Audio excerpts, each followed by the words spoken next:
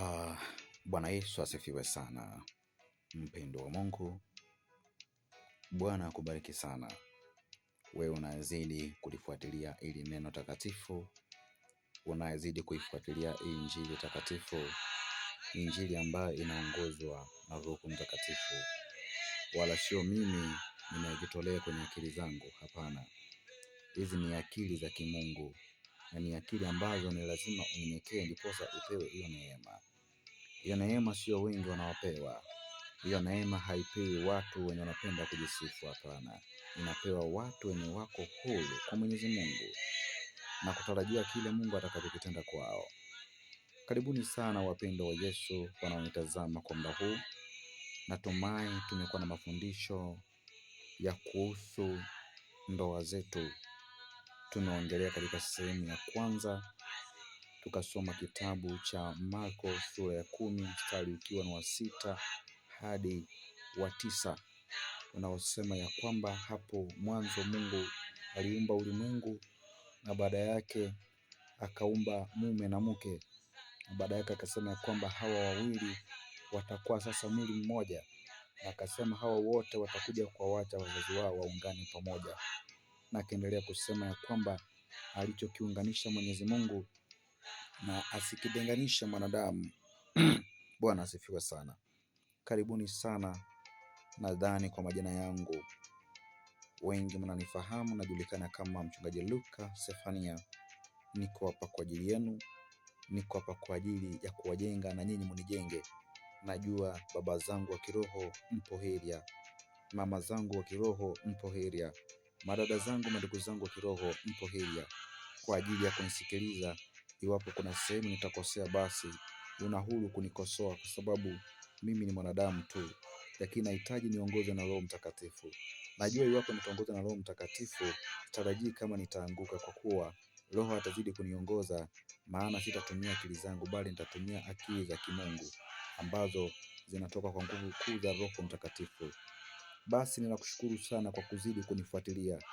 Unawezidi kunifuatilia na kulike picha zangu na kucomment na kushare. Nitazidi sana na kukushukuru, nikijua kwamba wakati unaendelea kushare, basi unapomtumia hata yule mwingine, hata pia na yeye atazidi kubarikiwa.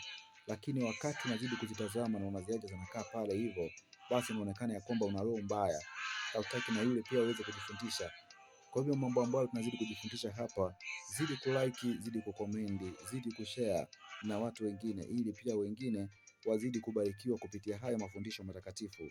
Maana hata mimi ninayatoa hapa, hata mimi nina muda wangu wa kukaa chini na kuanza kujifundisha, na kuanza kulike mwenyewe, na kuanza kucomment, na kuanza kuwashare watu wengine ndani, ili tujiunge pamoja, tuweze kusaidiana na kutembelea pamoja kama watoto wa Mungu.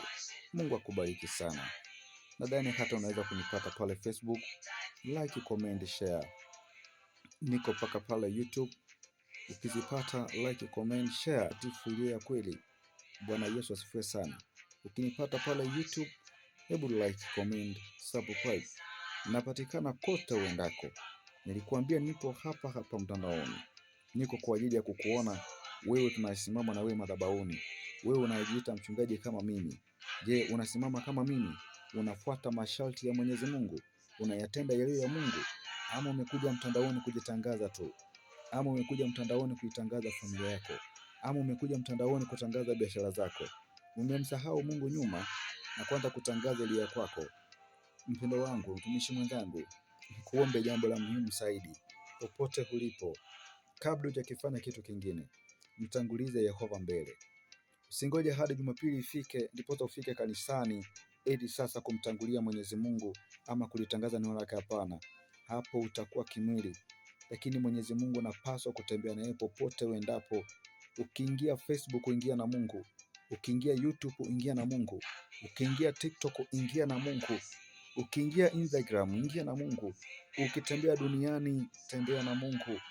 Hisia zako ziwe kwa Mungu, akili zako ziwe kwa Mungu, vitendo vyako viwe kwa Mungu. Basi Mungu atazidi kujiwakilisha ndani yako na kuendelea kukutumikia vizuri kwa jinsi ulivyo na bidii iliyo njema. Bwana Yesu asifiwe sana.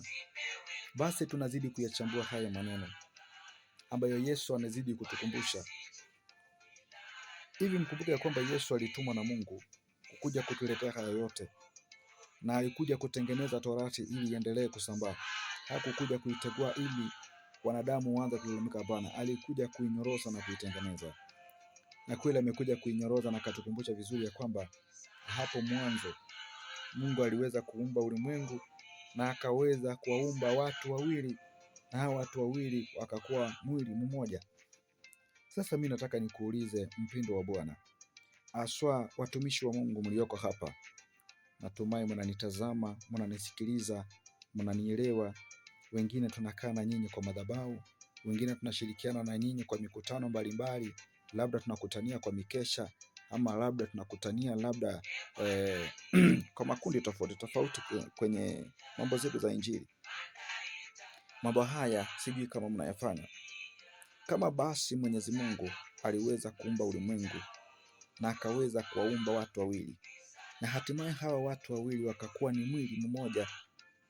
Wewe ulipotoka kwenu, wewe dada, uliowaacha wazazi wako kwenu, ukawacha kila kitu, ukakuja kwa mume wako.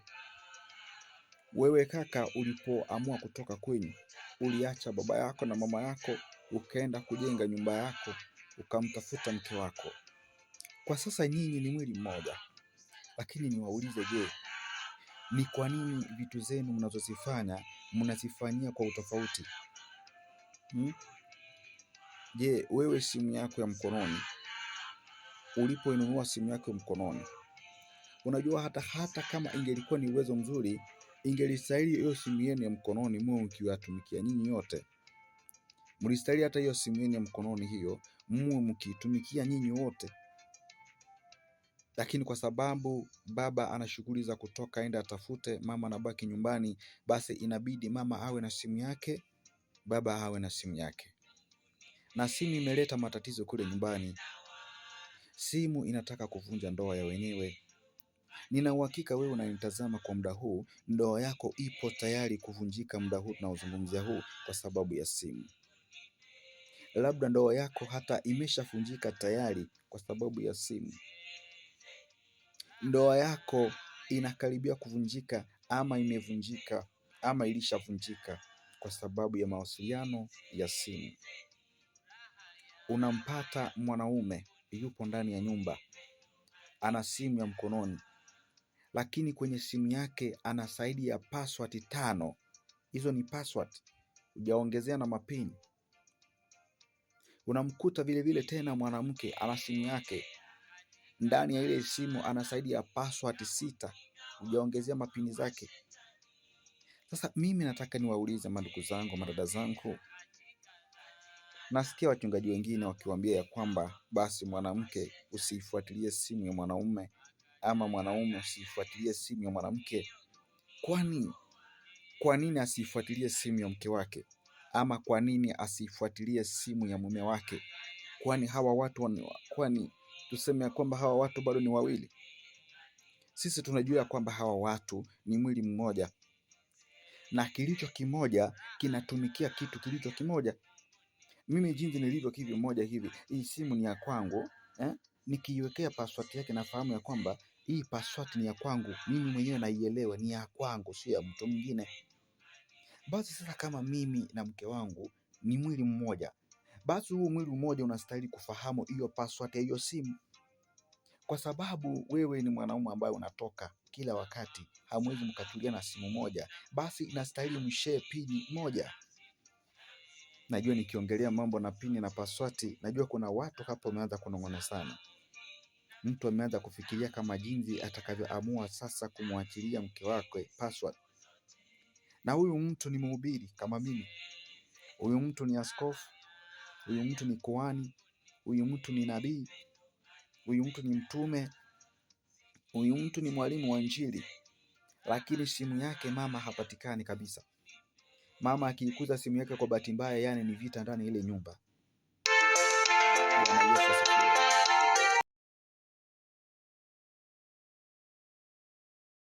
Bwana Yesu asifiwe. Unajiuliza nini hapa ulipo wakati unamnyima mke wako simu? Tukutanie kwenye sehemu yetu ya 3 ili tuendelee zaidi na kuyachambua haya maneno. Shalom.